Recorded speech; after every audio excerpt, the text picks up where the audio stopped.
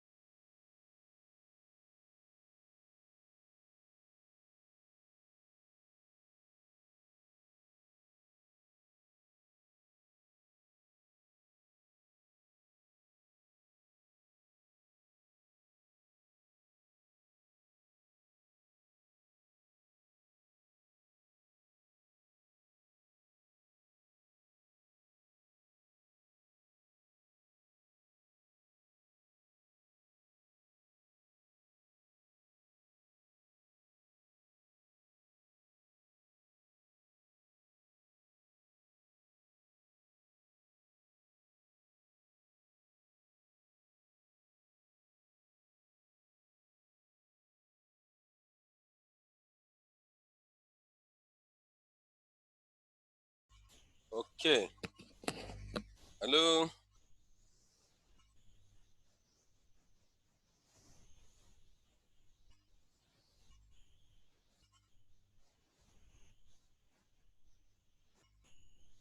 Hello, are we back?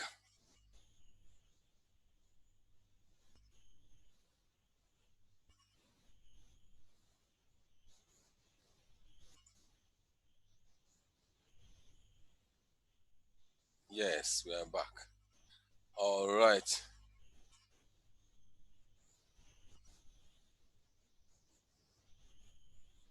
Okay.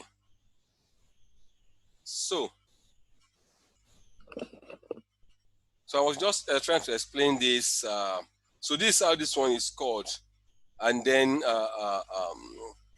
we are going to have a separate training on how to do assessments. We can it's big, it's bogus because we need to look at different types of personality assessment.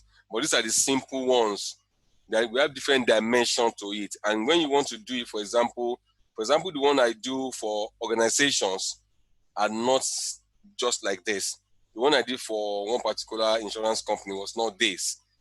And because they are paying for it, they're paying a lot of money for it. It's more detailed, and that one is workplace, is a workplace kind of personality assessment. You know, it's not everybody you can employ. If you are a service organization and you need to be speaking to people, if you are looking at this kind of personalities, it's not every of this personality that can do customer service. You understand? So, so now let's talk about if you are a sanguine husband, you want to marry a choleric wife, or you are a choleric wife, you want to marry a phlegmatic husband, a melancholic husband, you want to marry a sanguine wife. What are the challenges that we can have? Now, basically, from general understanding that we know, the sanguine personality and the choleric are the extroverts. They are the extroverts. They are the happy-go-lucky kind of person. They can talk for Africa. There are so many things in their head, and they just say it out like that, say it out, keep saying it. The sanguine person is extremely optimistic. He believes everything can be done. And it might not be as practical, it might not be practical enough to sustain his optimism. Then the choleric person is more practical, is a workaholic. He's a workaholic, he's very optimistic, just like the sanguine, but he is goal-oriented. He's more directional and a bit stubborn than the sanguine. The sanguine is very friendly to a fault. The choleric is friendly, but he's task-oriented. If you're not going to be if you're not going to work with me, do what I want to do, get out of my way. The phlegmatic person is very slow, but very, very calculating. The phlegmatic person is very slow, but if you are looking for a deep thinker, if you're looking for somebody who you can rely on, you're looking for a loyal person, you're looking for somebody who is painstaking, the phlegmatic is your best bet. An accountant who's a phlegmatic is 1 + 1 will be equal to 2 at all time. You know, very detailed. The melancholic is on the extreme of this, is the extreme introvert. Everything happens inside him. Everything happens inside him. He does not see a reason why you come to office and say you don't have money for transport. Why you not paid for your salary? He says, sir, I live at Kokomaiko and I work in I'm working at where now? Agege, and my salary is 20,000. Meaning what? Didn't you know before you took the job? But the sanguine man will say, oh, sorry, okay, don't worry. Let me give you 5,000 to add to your salary and just take. The colleague will say, what's my business? If you want to work, resign and go. The phlegmatic will say, hey, okay, maybe you can be coming by 9 instead of coming by 8 so that you move your resumption time to 9. But the melancholy will say, no, if you don't come by 8, you just call the security, call HR, you just call HR. Melancholy just call HR. Please, Mr. Ojo has not been coming to work regularly. He's complaining that his home is far.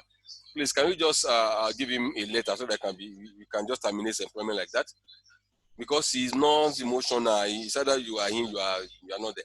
So people have different personality. Now, this does not mean that this person is better than this person. Everybody is good for different situations. But the challenge might happen in marriage when two sanguine get married or two choleric get married. In fact, two choleric getting married will be very interesting. Their house will be in chaos. Chaos that, not that they'll be fighting, but you can be hearing noise in their house every now and then. Not that everywhere will be noisy. I mean, if you see anybody playing his music very loudly, it's most likely a sanguine or choleric. The melancholic cannot understand, why should you play your music loudly? Because of what? Why? Why should you play? Are you deaf? You know, that kind of thing. Because they are very quiet and you rarely hear word from them. I just finished, I'm doing a therapy for a particular young boy. I just finished with him. He comes here on Sundays. It's a melancholy. It's difficult for me to get information out of him. And he's a young boy that has some trauma that we are trying to help. Sorry, some people have been waiting here. So we're trying to help him. But the sanguine will have told me everything about his life. Colleague will have told you everything about his life. Phlegmatic will tell will be telling you small. Melancholy will not tell you anything. So people are different. I can send you a write-up for this, but we are going to have a separate training for those who want to go professional really and want to help people to do this. We will do a different, because we can't finish everything. In fact, this training alone can take normal 2 days or a full day. So in this kind of Zoom training, it can take about 3 days, like the one we are doing now. All right. So let me stop sharing. Let me go to the other one. Share screen.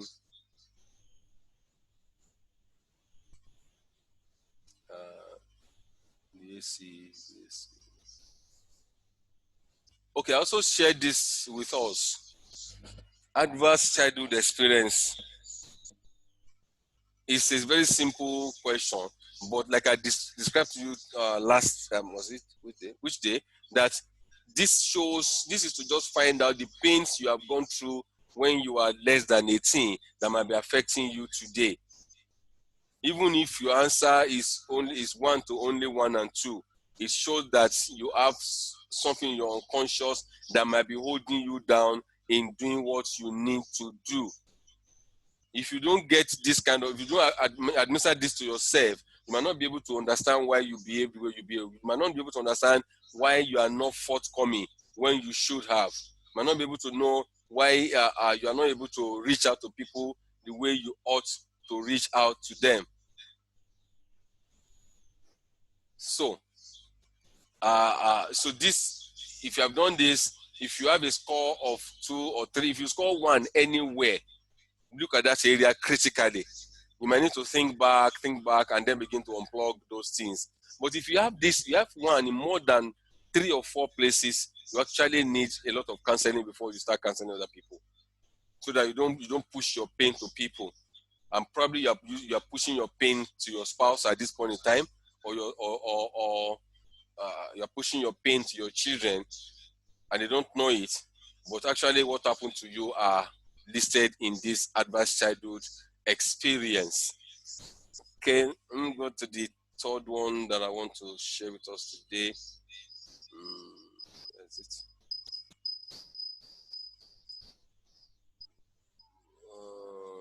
I need to meet. I think somebody's not meet or.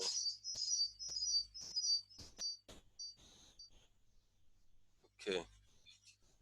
This is value clarification.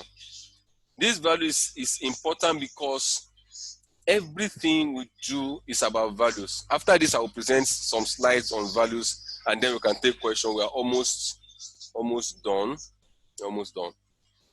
Now, there's different things here. Or maybe I should take, let me take values first.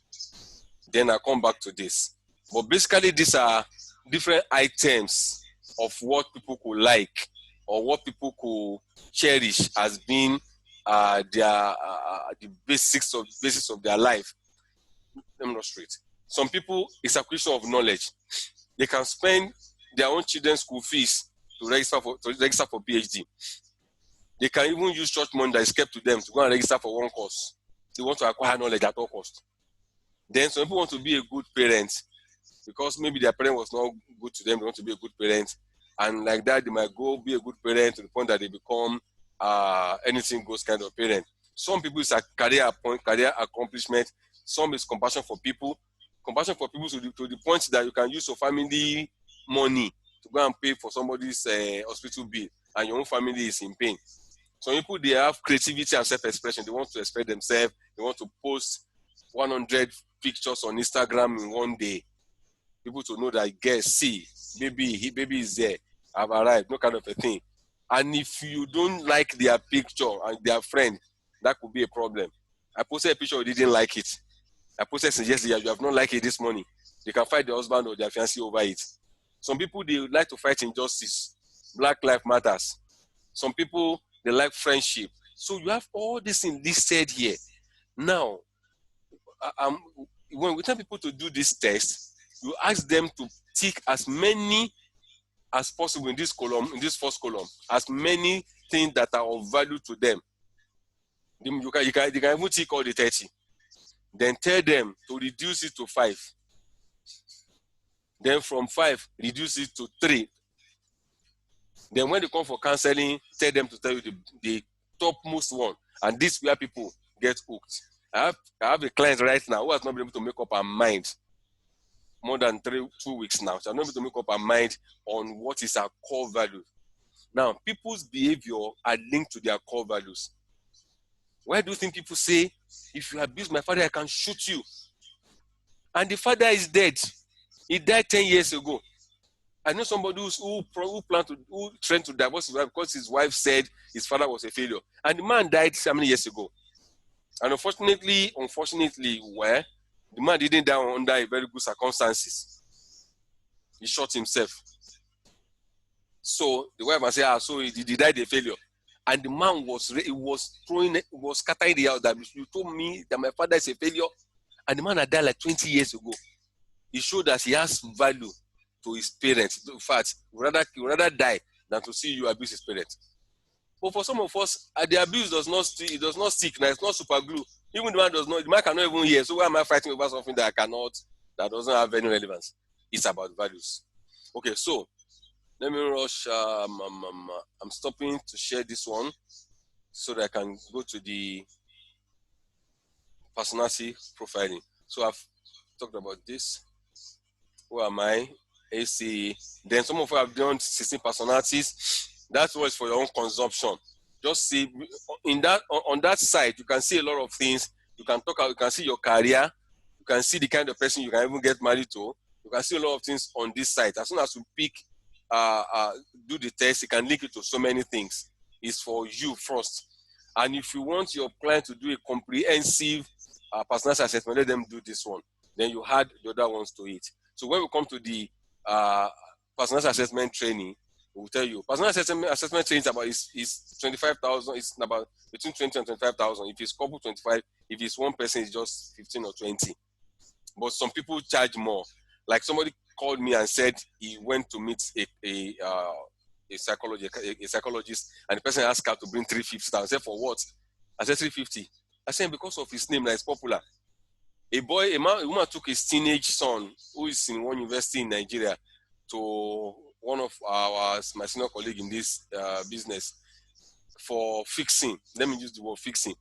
And he charged him 1.3 million. And the woman said, for what? He said, well, this is your child. If you love this child. The woman went to and came back. And by the time the woman paid 1.3 million that he paid, part of that money was spent on that child, because that's part of the plan. Because this man took the boy to different places during their interaction. Most of the time, sometimes you might need to take your client outside the office where you sit. Go and sit on the main road. It depends on the crisis they are having. Sometimes I take my clients, just let's walk out. Today I was supposed to do that, but I was tired. So I was supposed to take him around, do a walk around, and then ask questions. So he spent a lot of money for that boy, and then the boy just disappeared. He's not as cheap as that, but it's a lot of tax and work. Okay, so value and value clarification. Values are important and lasting beliefs or ideas shared by a member of a culture about what is good or bad and desirable or undesirable. That's why if you look at that questionnaire that I just shared about values, you will see something there that are undesirable. If you look at this picture, this picture beside it now, values: honesty, that's somebody's core value; integrity, excellence, growth, faith, openness, achievement, consistency. For some people, excellence is not their core value. You can do anything. For example, you take your car to mechanic. When they try to fix the thing, they took away 6 screws, and they now put only 3, and they say, oh, it's okay. I said, but what put the main 2? He said, don't worry, it's strong. But he's strong. And I said, no, the Oyibo man who puts 5 holes there for 5 screws know what he's doing. Put all the 5. Before you need, your car will become crackers. That's how they take the screw away one by one. It's because they don't have excellence. Values have major influence on a person's behavior and attitude, and serves as broad guidelines in all situations. Unconsciously, your value guides you. That's why I said on day one that when people don't actually fight, it is their values that fight. When their value clashes, they will definitely clash. It is not that they want to fight, but their values are clashing, and so they start fighting. So value clarification refers to the sorting out of personal values from the values of others and those of a larger society. Why are we talking about values here? You are going to be talking to people or counseling people who do not believe what you believe. If you are a Christian and you have to counsel somebody who's an atheist, and he comes and he said does not believe in God, don't say, how do you mean I cannot believe in God? Me, I cannot counsel you because I'm going to pray, I'm going to lay hands on you before we do counseling. You are not ready for professional counseling. You can be doing advice in your church, counseling in your church, good, stay within the church. But if you want to counsel a global community, you have to be open-minded enough. Even when a recreational comes to you with that mark on their head, you still do your counseling and collect your money if you want. And you still be able to help them. You must have the passion to help. Keep money aside. Passion to help is first. Money comes from that passion. If you keep pushing money forward, you will not be able to get a result. You will not be able to get a result. That is truth. Sources of value formation: parents and family, society and culture, traditions, religion, peer group of friends, media, education, environment, technology, significant emotional experiences. That is related to the ACE we mentioned before. The ACE is about the childhood. SE is about something spectacular that happened to you. I used to have this cousin who runs away from vehicles. If you see a vehicle, he'll be running away. He cannot enter a vehicle until he was like a teenager. What happened? When he was a baby, his mom was backing him, and a vehicle knocked them down. So anytime he sees a vehicle, he remembers. It was a baby. It was less than a year. But that thing was in his head. So each time he see a vehicle, he would run away. Until he was a teenager, couldn't enter a vehicle. That's a significant emotional experience. People who have gone through rape or sexual abuse or verbal abuses, some of this can be significantly registered in your mind that to affect your values. Note that these sources of formation are largely the same sources for modification or change of values in individuals. All right. Sorry, I didn't. This one is not clear enough. Can people experience attitude change? Yes. New information that ensures education through trainings, conferences, new academic degree, etc., can change their attitude. Reviews of values due to shift in deep-seated opinions. When values shift, opinions is also shifting. That's what it means. What you have hated before, you suddenly learn new things. Say, really? I never knew. And then you just change and begin to do the right thing. Now, personal experiences through a defining essay, I've mentioned that before. If you discover that what the person you thought stole the money that you are punished for was not even the one who stole it. You say, really? I thought you were the one who stole it. And so I've been, because of that, I have hated you and hated your children. I say, no, I didn't steal it. Hey, so who stole the money? It was Morley who stole the money. Hey, really? Now, you have had something that has changed that experience for you, so your behavior can change. Then you reward. If there's a new behavior that has a rewarding that has more benefits than what you are currently doing, then you can change. Then there's something called mindfulness training. Mindfulness training is a kind of training that helps you to, how can I say it now? You are mindful of everything. Your behavior, everything you do, you think about the consequences before you do it. You don't just jump at doing anything. It's a separate training on its own. I've not attended that training before, but I've read things about it. There's spiritual adventures. Those of us who are spiritual, you understand that you can have an encounter with God and everything about you will change. Maybe you like to go use of Facebook to abuse pastor. Now that you have become pastor, you have seen church member behave like whatever. You say, travels and adventures.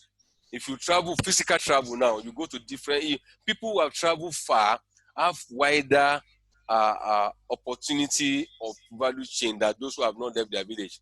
Then punishment. If Nigerians now we don't kill, we drive one way. If this government now became serious and said, if you drive one way, whosoever you are, you go to jail for 10 days. And then the senator drives one way, he went to jail for 10 days. Another governor's son, he went to jail 10 days. Everybody in Nigeria will shape up. So value ICU can change if there's punishment. So, thank you very much. I'm stopping here so that for those who have questions, we can take the question. We still have time. This 806. 806. Yes, ma'am. Somebody's correcting me here.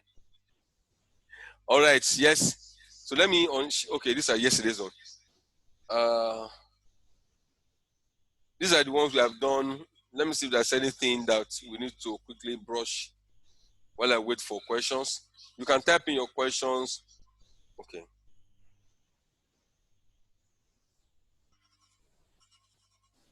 Yes.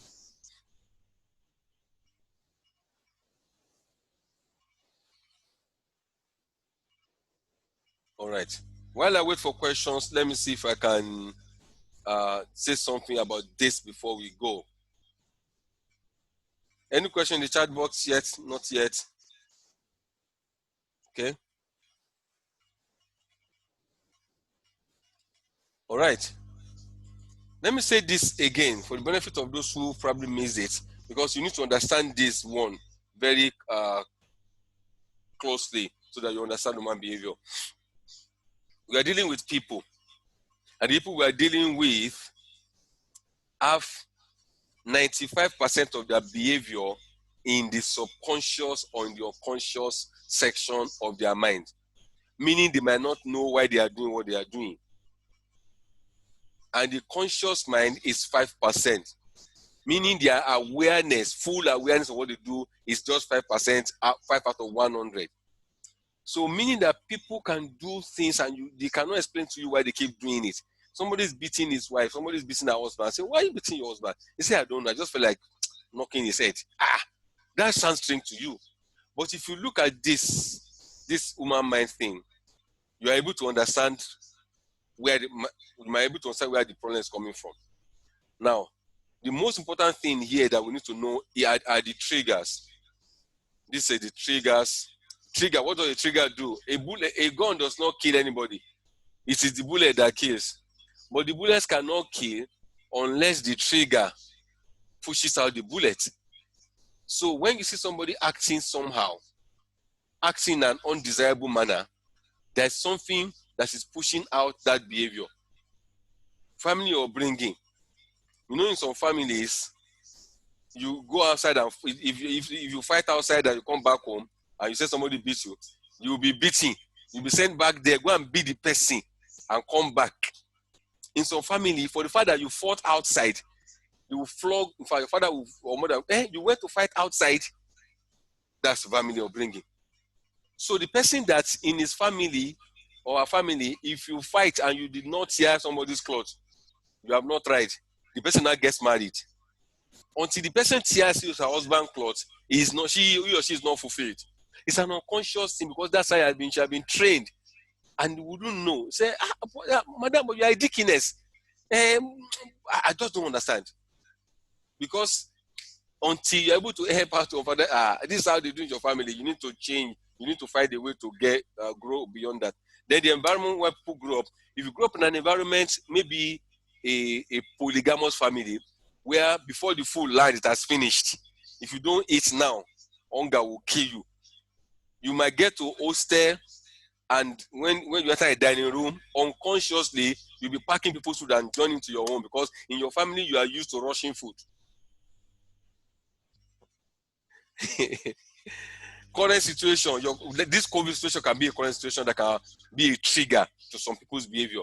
You can see all these things you read on that we listen to on the news, somebody killing somebody, somebody beating their husband killing the wife or whatever, is the current situation that is triggering it.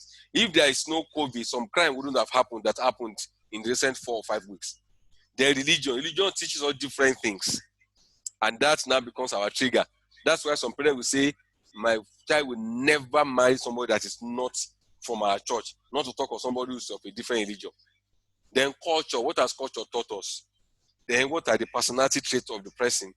What has education been able to teach you? How exposed have you been? What has the media, how influence has been the media on you? Then what are your friends, the 5 types of friends, what have you been able to do in your life? We have 5 kinds of people that we call friends. We have the plus, the minus, the divider, the multiplier, and the bracket. All the people you call friends fall into that 5 category. So if you have a lot of brackets, you are a slave to those people. So the people that you should actually be close to that will improve your life are the plus and the multiplier. Then your value system. The first thing you have built for yourself with all this. Then your ACE. Those are the things that will form your belief system about things and about people. And this will control your thoughts, and your thoughts will push out your emotions. So, let me see if we have any questions so far. Oh, there's no question so far. Oh, that's good.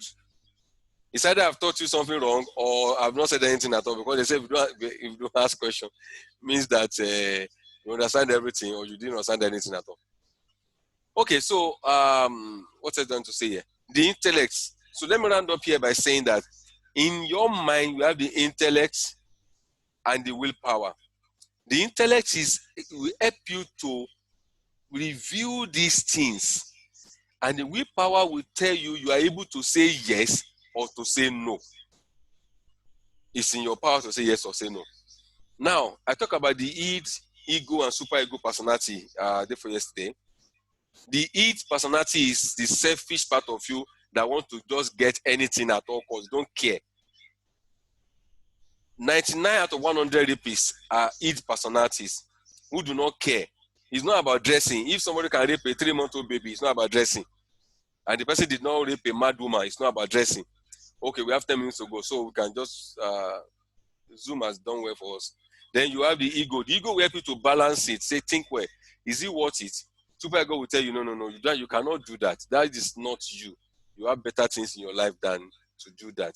So, so this is the ego and super ego. So I'm going to stop here. We have 9 minutes to go. Do we have questions? So I'm going to send something to, okay. I think there's a question here. Yes, can you ask your questions, Mr. Onolaja? I saw you raising your hand. Hello?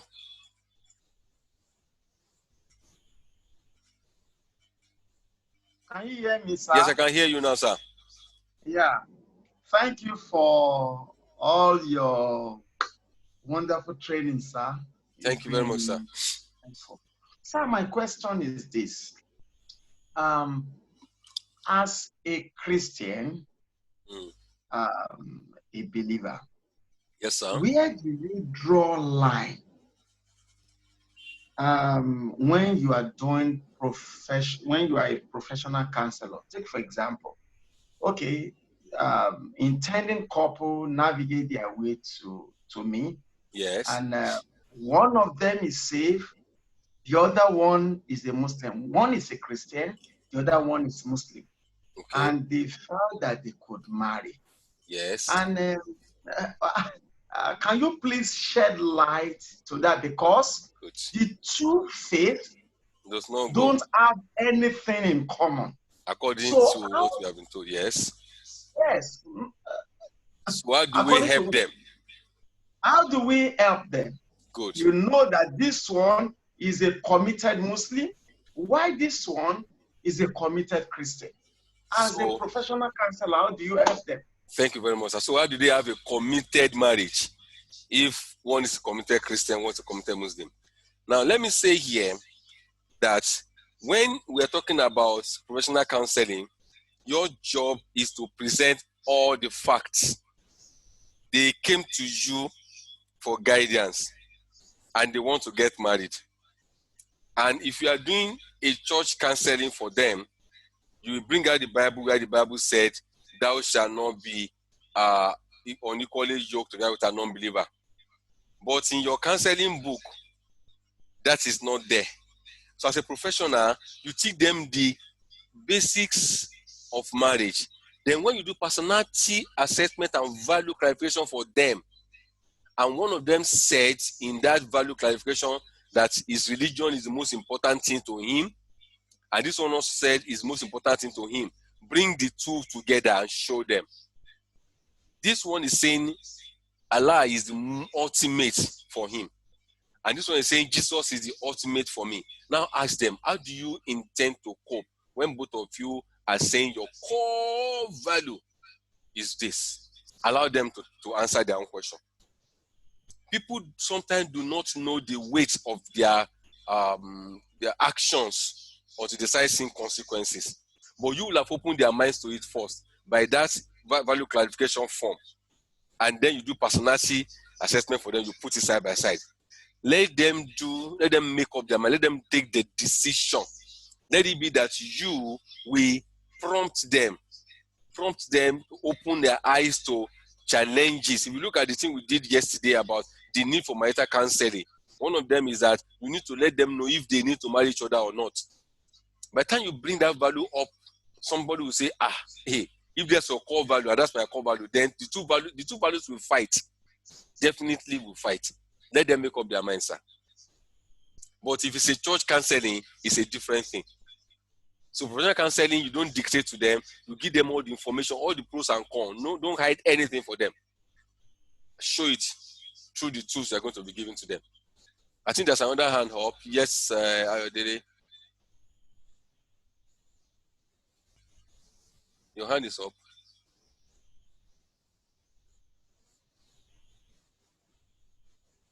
Oh, yeah. Okay, sorry, your hand is up now. So lower your hand. All right. We have 5 minutes to go. Now, there was something we asked us on day one.